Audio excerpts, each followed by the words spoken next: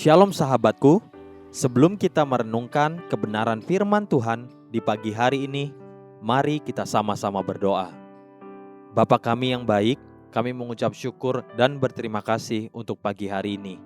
Kami mengucap syukur untuk kebaikan Tuhan di dalam kehidupan setiap kami. Pagi hari ini, kami ingin kembali mendengar tentang kebenaran firman-Mu, biar kebenaran firman-Mu yang terus menyempurnakan kehidupan setiap kami. Amin.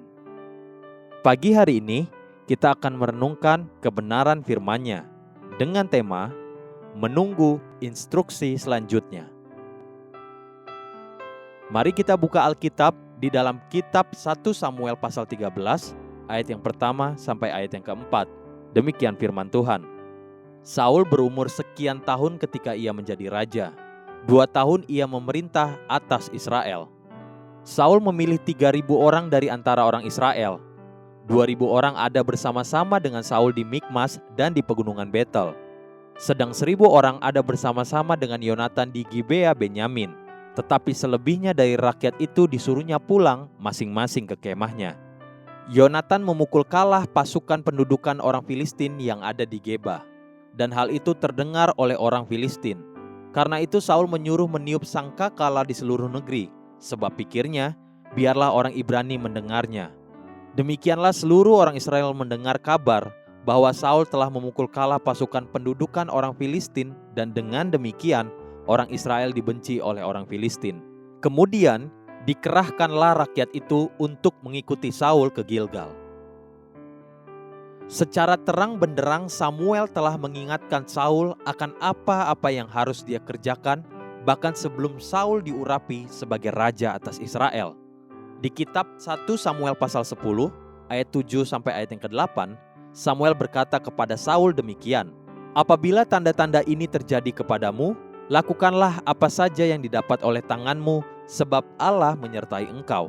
Engkau harus pergi ke Gilgal mendahului aku, dan camkanlah, aku akan datang kepadamu untuk mempersembahkan korban bakaran dan korban keselamatan. Engkau harus menunggu 7 hari lamanya, sampai aku datang kepadamu dan memberitahukan kepadamu apa yang harus kau lakukan." Tugas Saul adalah tunggu sampai Samuel datang kepadanya dan memberitahu Saul akan apa yang harus dia lakukan.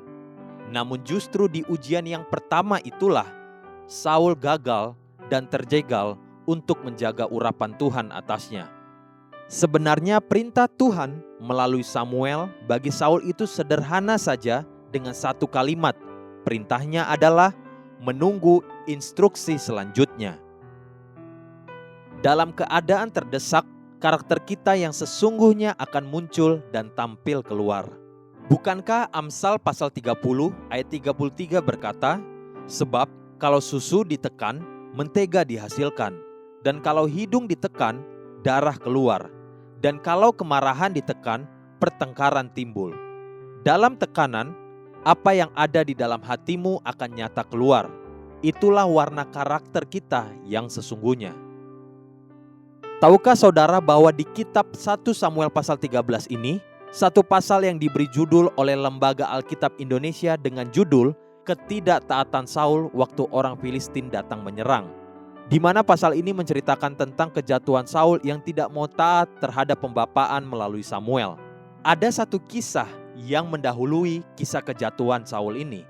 Kisahnya adalah apa yang baru tadi kita dengarkan.